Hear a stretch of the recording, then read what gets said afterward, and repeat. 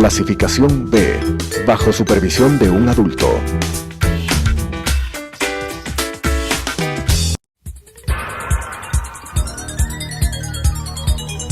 Las opiniones vertidas en este espacio por la producción y dirección del programa son de exclusiva responsabilidad de sus autores y de quienes intervienen en ellos.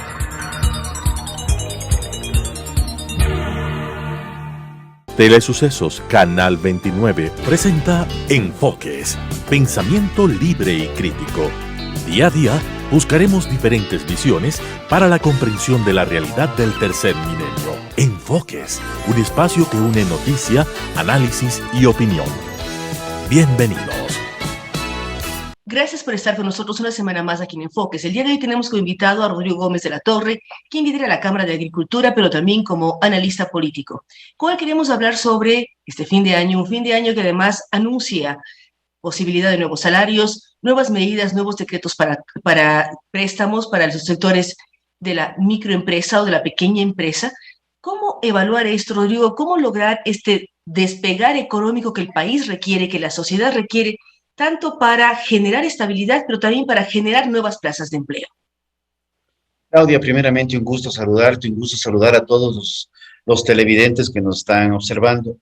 Creo que es importante reconocer que la economía no se mueve individualmente con una u otra decisión y que además la economía no se mueve por decreto. Realmente se mueve a través de un sinnúmero de aspectos que tienen que ir acomodándose.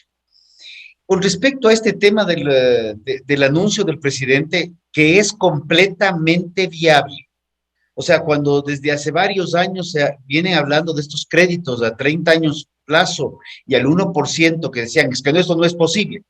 Sí es posible con voluntad política, porque quien determina las tasas de interés en el Ecuador, más allá de una presión real que existe del mercado y del costo del dinero, es la Junta de Regulación Monetaria y Financiera, creada con el famoso Código Orgánico Monetario y Financiero.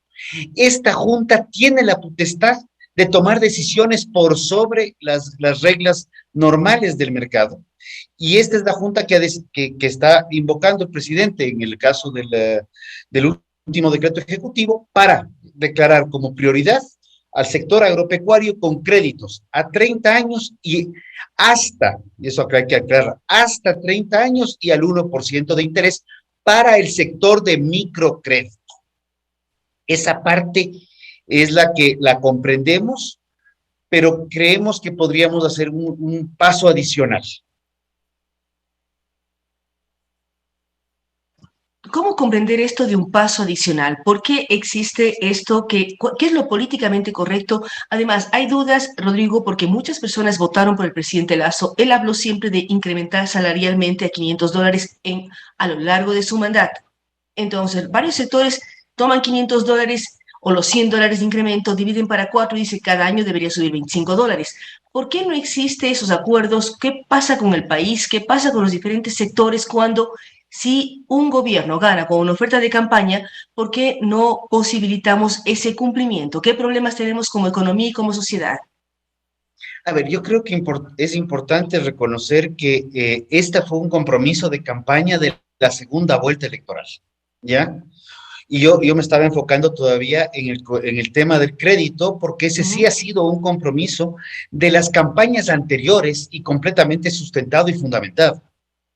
Cuando hablamos del tema salarial, el tema salarial se mueve a través de otra dinámica y hay una estructura jurídica que la manda. El caso del Consejo Nacional del Trabajo y Salarios, pues la ley determina que ahí se debatirá el tema del salario y que se lo hará al final del año para definir la variación del mismo. Dice también la ley en su artículo 118 que de no llegarse a un acuerdo a nivel del Consejo, pues el salario se fijará en base a la inflación proyectada del año subsiguiente. En este caso, el Ministerio de Economía y Finanzas ha determinado que es de 1.28, lo que nos da $5. Pero yo sí creo que el tema salarial es importante y además es la coyuntura que mueve mueve a los medios de comunicación. Pero el principal problema que yo creo que debería mover a la sociedad ecuatoriana es el problema de quienes no tienen salario. Porque si tenemos un 30% de la población económicamente activa con empleo pleno, y de ese 30%, un porcentaje está vinculado a la remuneración básica unificada, ¿qué estamos haciendo para darle oportunidades al 70% de la población? Porque ahí está el problema grave. Entonces, no podemos solamente quedarnos en que si subimos los 25 o subamos los 100 de golpe o subamos 20, porque eso va a afectar en positivo, llamémoslo así, a un porcentaje minoritario de la población cuando estamos dejando a un lado a la gran mayoría. Y ahí es donde viene la otro compromiso de campaña que tiene que ver con una reforma al Código del Trabajo o no reforma al Código, sino con una ley paralela. Eso ya se definirá, porque luego de lo que sucedió en la Asamblea con la aprobación de la ley, tiene un nombre larguísimo, esta que se aprobó por el Ministerio de la Ley, pues ahí ya vamos al otro rubro. Entonces, ¿todas las leyes se van a aprobar así o vamos a tener leyes que realmente se debatan en la Asamblea donde se reciban aportes de las partes? Porque creo que son temas que son importantes de ser analizados también. Deben ser analizados. Se está hablando de que el tema del proyecto laboral se va a generar un diálogo con la sociedad entre enero y marzo antes de enviarlo a la Asamblea. Pero, volviendo al tema salarial y al tema de estos créditos productivos, ¿por qué ato las dos cosas? Si yo quiero generar una microempresa, me acojo a los nuevos créditos del Banco Nacional, el BAN. ¿Cómo yo hago mis presupuestos y ni siquiera sé cómo voy a pagar los sueldos a mis nuevos trabajadores? O sea, ahí va todo atado, porque si yo genero una empresa, tengo que contratar personas. Si es pequeñita, 2, 3, si es medio un poquito más grande, o sea, y ahí ya se me mueve toda mi planificación porque hay que subir los salarios. ¿Cómo trabajar y cómo empatar el interés del gobierno, que es generar más plazas de empleo, pero que de pronto con las alzas salariales nos generan una serie de temas? Y bien recuerda Rodrigo Gómez de la Torre que eso fue oferta de campaña de segunda vuelta, pero fue oferta de campaña. No lo negamos en ningún momento. A ver, cuando nosotros hacemos un análisis de los emprendedores en el Ecuador, llámese microempresarios muchas veces que están arrancando un nuevo negocio, vemos que son los que menos gente contratan. Tenemos un país de gran cantidad de emprendimientos, pero con muy bajísimo nivel de contratación. Y ese bajísimo nivel de contratación es por efecto de unas normas laborales absolutamente inflexibles que no permiten un desarrollo productivo lógico. Tema que no ha sido debatido solamente en el Ecuador. Tema que es el punto focalizado de observación desde el mundo al Ecuador. ¿Cómo son tus reglas laborales para ver qué tan atractivo eres para invertir? ¿Cómo son tus reglas tributarias para ver qué tan atractivo eres para invertir? ¿Y cómo están tus trámites? Son los tres ejes que se han venido analizando desde hace varios años a través de los índices de competitividad global. Entonces, vemos que estos índices, que ahorita están suspendidos, pero no están ahí de casualidad. Y vemos y por el otro lado que el empleo pleno en Ecuador se viene perdiendo sistemáticamente desde el 2014, cuando llegó a su pico. Y también vemos que históricamente el Ecuador ha subido salarios por encima de la inflación proyectada. Entonces, no quiero ser agorero de un fracaso, pero sí quiero evidenciar que las cifras económicas nos determinan eso. Y cuando ya leí que en el 2009, en el 2008 se decretó un alza salarial de $30, y me dijeron, es que en esa época no pasó nada. No, sí pasó, pero era un momento en el cual la economía todavía estaba en un proceso de ajuste, y ahí es cuando el precio del petróleo, si bien a inicios de año cayó, pegó un repunte impresionante, y comenzamos a comernos todos los ahorros, ya con la famosa Constitución del 2008. Entonces, había una cantidad de plata que se inyectaba a la economía para compensar. Ahorita ese dinero no hay. Ahorita más bien lo que estamos viendo es que las condiciones económicas no son las mismas. Entonces, primero no podemos comparar coles con aguacates, porque el uno inclusive nace de un árbol y el otro sale de la tierra. O sea, ni siquiera en ese aspecto. Entonces hay que tener mucho tino. Y con respecto al tema de microcrédito, yo creo que es importante que el crédito se dé. Sí, hay un problema de crédito en el Ecuador, que no es solamente un tema de decretar, de definir créditos por decreto, sino también ir enfocándonos en cómo vamos a manejar estos créditos, porque uno de los temas que sí nos afectan en el país, y particularmente en el sector agropecuario, es la producción individualizada. Esta producción individualizada ha sido un problema porque la asociatividad más bien ha estado orientada a una asociatividad con tintes clientelares para ver qué le saco al gobierno de turno, sea este nacional, provincial, local, cantonal o parroquial, más no en una asociatividad técnico-productiva. Y lo que nosotros habíamos planteado desde la Cámara mismo hacia la Presidencia de la República ya tiempo atrás, y lo venimos sosteniendo por buen tiempo, es que el crédito sea un dinamizador de la asociatividad.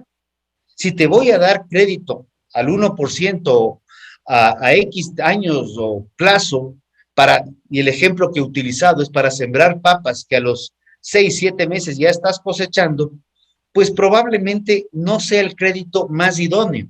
Sin embargo, si entregamos un crédito asociativo a 20 años plazo, al 1%, a un grupo de productores de papas que tienen en su proyecto sembrar, cosechar, una planificación de siembra en el tiempo, clasificarla, ponerle marca, inclusive pensar en el procesamiento industrial para exportación, pues el crédito cobra total y absoluto sentido.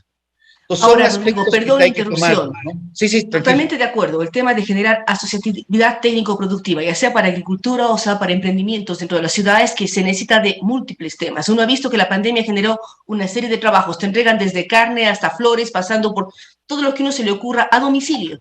Entonces, ¿cómo generar esa asociatividad sin generar líos legales? Es decir, si yo quiero formar una empresa, tengo tal cantidad de requisitos que casi no lo hago. Si quiero ser parte de una organización no gubernamental, una ONG, está la cantidad de trámites que tampoco lo hago. Entonces, ¿cómo lograr este tipo de asociatividades que vayan ancladas a créditos productivos, que generen mayor incentivo, pero que no se convierta en otro lío burocrático? A lo que me refería precisamente.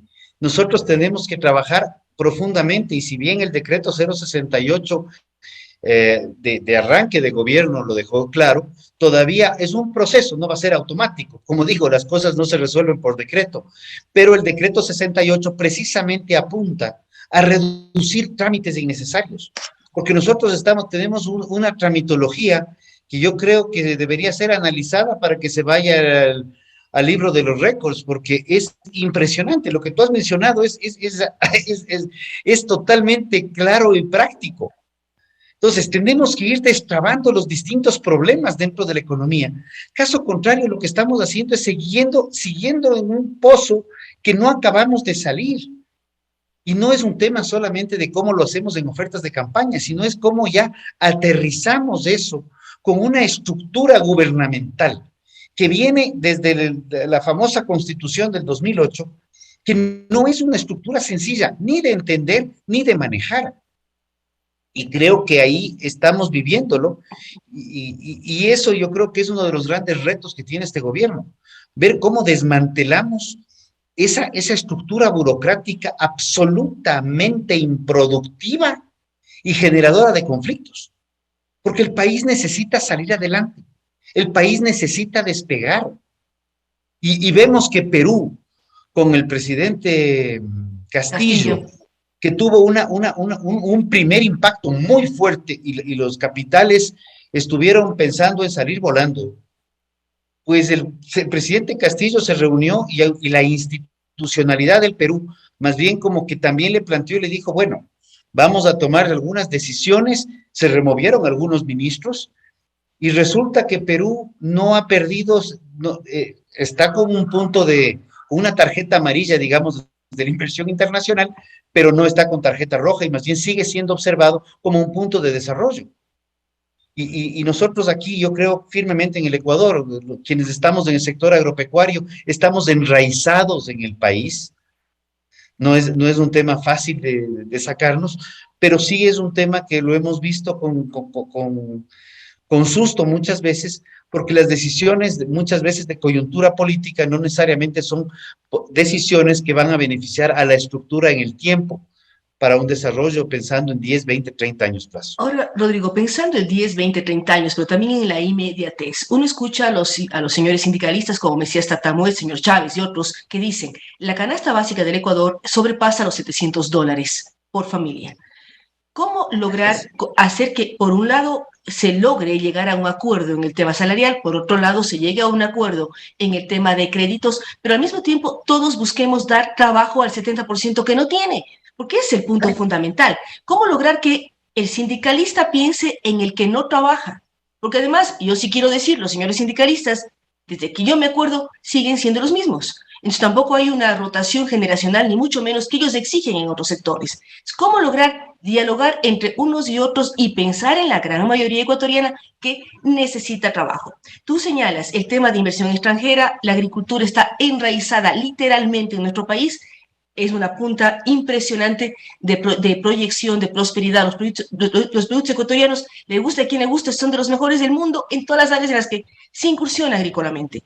Pero hay el lío entre un sector, uno puede hablar de movimiento indígena, puede hablar sectores sindicales, los trabajadores, por no involucrar al gobierno por una parte. A ver, yo creo que cuando tú lees las estadísticas del INEC, y esto yo lo invito a todos los amigos de los sindicatos, inclusive a nosotros mismos, a los otros empresarios y a la sociedad en general. Cuando se publican las estadísticas del INEC y estamos interesados en conocerlas, leamos completo. Sí, la canasta básica familiar está en $715 aproximadamente. Y de acuerdo al mismo cuadro del INEC, el ingreso familiar está en 745. Entonces, hay un gap que el ingreso está por sobre la canasta para quienes tienen salarios. Trabajo. Ese es el problema, que no estamos viendo a los que no tienen empleo. Ahí estamos, no estamos viendo a quienes están, inclusive, para utilizar un término muy del lado de los trabajadores, la famosa precarización, están autoprecarizándose porque tuvieron que emprender. Saben que contratar dentro de la formalidad, que es lo adecuado, es un problema gravísimo porque a los 3 meses ya entras con un contrato indefinido con una estabilidad laboral de 3 años. Entonces, esa persona cocina, empaca, se dedica a transportar estoy pensando en un emprendimiento de comidas, se dedica a transportar, termina, hace la contabilidad, hace la adecuación, hace todo, porque no puedes contratar fácilmente. Entonces, ese tipo de cosas más bien generan conflictos. Y el sindicalismo, yo también creo que es importante que identifiquemos dónde están trabajando, porque muchos dirigentes sindicales tampoco sabemos dónde trabajan, o si trabajan, porque ese es el otro debate. Si no están bajo nómina y no están como empleadores, algo está fallando. Y días atrás yo conversaba en un foro muy interesante, por cierto, con Edgar Zarango, y él nos decía, yo cuando asumí la dirección del sindicato que está ahorita él, tuvimos que tomar decisiones muy duras. Y teníamos gente que trabajaba y tuvimos que bajarle a medio tiempo y tuvimos que corregir ciertas distorsiones porque los salarios no se pagan solos. Sector privado paga salarios en función de la producción y de la productividad. No paga salarios por decreto o alzando impuestos. Nosotros tenemos que trabajar para producir y de ahí pagar salarios. Entonces, cuando los salarios se levantan antitécnicamente, muchas veces lo que deriva es que no tengamos una generación de empleo real, sino más bien tengamos un problema que se sigue ahondando en el tiempo. Y eso es algo que yo sí quiero recalcar muchísimo. No nos oponemos a las alzas salariales, por el contrario, qué mejor que todo el mundo tenga muy buenos salarios, pero que la economía permita manejar esos salarios, porque muchas empresas, y en el Ecuador el 95% más o menos, entre el 90 y el 95% son MIPYMES, están peleando el día a día para ver cómo pagar salarios. y están peleando el día a día para levantar cabeza después de una de las crisis económicas más fuertes que hemos tenido. Aunque hay sectores que han podido vender algo más, el vender más no necesariamente significa que tuvieron más utilidad, que ese es el otro tema. No estamos entendiendo, y me sorprende, que desde los mismos grandes economistas no entiendan la diferencia entre patrimonio y liquidez y entre ventas y utilidades. Son conceptos de contadores, son conceptos básicos que hasta quienes no somos economistas los estamos entendiendo facilito porque nos toca vivir la realidad del día a día. Yo creo que esa realidad del día a día tiene que estar muy clara para los sectores gubernamentales, para los sectores empresariales, para los sectores de los trabajadores, y reconozco que probablemente los sectores que más clara tienen la película son toda esa gente que está sacándose el aire día a día en la calle, tratando de ver cómo genera su ingreso diario, porque ellos sí saben cómo se mueve la economía y saben cómo se gasta el dólar y cómo se ahorra el dólar y cómo se invierte. Ahora, Rodrigo, para cerrar, porque los tiempos son terribles cuando uno Sí. está al aire, ¿cómo llegar a los acuerdos? ¿Cómo lograr que esta reforma laboral, esta nueva ley laboral que tanto se anuncia y todos los procesos en los que estamos involucrados en fin de año, efectivamente logre consensuar y todos entendamos la dinámica del trabajo en el país? Porque hay que entender la dinámica. Tú bien señalas, no es porque uno vende más que gana más. No, no, no, no. Uno a veces vende más aunque pierda por no quedarse con stocks. O sea, ¿cómo lograr entender y que el mundo del sindicalismo, el mundo de Pachacuti, de CONAIE, de ciertos sectores que a veces son reacios, comprendan la lógica y la dinámica de cómo funciona el Ecuador? A ver, creo que un ejemplo lo hemos dado a nivel del Consejo Nacional del Trabajo y Salarios. El Consejo tiene que reunirse para hablar de salarios porque la ley así lo determina. Sin embargo, no es la única razón por la cual el Consejo se reúne. El Consejo también debe reunirse, de acuerdo a su normativa, para discutir política laboral. Y en el año 2019, yo sí quiero enfocarme mucho en eso. El 2019 fue un año de diálogo permanente, donde trabajamos en acuerdos. Sí, había unas listas inmensas de temas, pero nos enfocamos en qué es lo que menos distantes estábamos y luego seguir trabajando en lo otro. Y el tema de jornadas laborales, el tema de temas estructurales, jornadas laborales, el tema de jubilación patronal, temas de qué pasa con los emprendedores. Ese es un tema fundamental.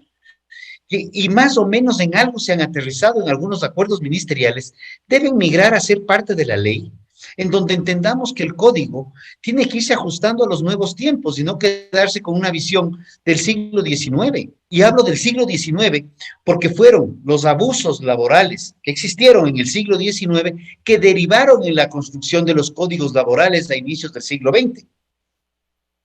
Pero esa visión se cree que sigue igual, cuando ahorita nosotros ya ni siquiera, ya mucho el trabajo mecánico de industrias se lo está haciendo a través de robots. Mucho trabajo se lo puede hacer a través de teletrabajo, y nosotros estamos con gente que estamos compitiendo en algunas actividades económicas, se está compitiendo con gente que ya ni siquiera trabaja en este continente. Uh-huh. O sea, ya no hablemos de del call center que está en el Perú, no. Está en otro continente, están en la India, está en sistemas de manejos informáticos. Entonces, creo que el diálogo permanente y creo que el Consejo es el sitio natural para poder tratar los temas laborales, pero esa es la alternativa. Y ahí a veces el diálogo, poder salir con explicaciones claras hacia la ciudadanía, para explicar lo que se está haciendo y en base a una adecuada forma de comunicación, ir construyendo no solamente los acuerdos dentro del seno del Consejo, sino también la explicación hacia la gran mayoría de gente que necesita trabajar. Y creo que ese es el hecho. Cuando yo he estado en entrevistas y a veces con sindicalistas de la vieja data, y han abierto micrófonos, por ejemplo, yo recuerdo un debate en diciembre, estábamos con Mesías en una radio, y precisamente de las 3 llamadas que llegaron, 2 llamadas eran, ¿qué están hablando de salarios? Si el problema que nosotros tenemos es que no hay empleo, ni siquiera tengo un trabajo para que usted esté discutiendo salarios. No me preocupa si suben o bajan, me preocupa que no tengo trabajo. Y yo creo que esos son los temas neurálgicos y fundamentales que el país debería estar discutiendo, más allá de un alza salarial que podría darse y que estamos de acuerdo en que debe haber un incremento salarial, pero que sea un incremento prudente, pensando en que la reforma laboral es indispensable, ya no solamente para pensar en trabajadores y empleadores, sino, como tú bien lo has mencionado también, en la gran mayoría de gente que no tiene empleo. Y hacia allá deberíamos ir. Hacia allá debemos ir y esperamos que así sea. Vamos a estar pendientes de lo que pasa en estos últimos días del año, pero también saber cómo lograr un diálogo permanente, un diálogo en donde todos aprendamos de cómo efectivamente funciona el tema laboral en el Ecuador, cómo funciona la parte productiva, para poder opinar y decir esto se requiere y esto no se requiere. Uno habla de jornadas flexibles, habla de una serie de elementos, y bien nos recuerda Rodrigo Gómez de la Torre, más aún luego de la pandemia, que gran parte de las personas que trabajan en el continente americano o que dan su trabajo en el continente americano, llámese Ecuador, en este caso Sudamérica, no está en este continente, es decir, es una dinámica diferente y se tiene que tener todo eso muy claro. Nuevamente, gracias a Rodrigo Gómez de la Torre, gracias a ustedes que nos han acompañado el día de hoy. Estar pendientes de lo que ocurre en el Ecuador es responsabilidad de todos. Nos vemos en una semana más. Las opiniones vertidas en este espacio por la producción y dirección del programa son de exclusiva responsabilidad de sus autores y de quienes intervienen en ellos.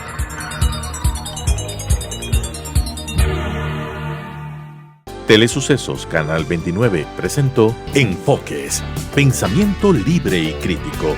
Día a día buscaremos diferentes visiones para la comprensión de la realidad del tercer milenio. Enfoques, un espacio que une noticia, análisis y opinión.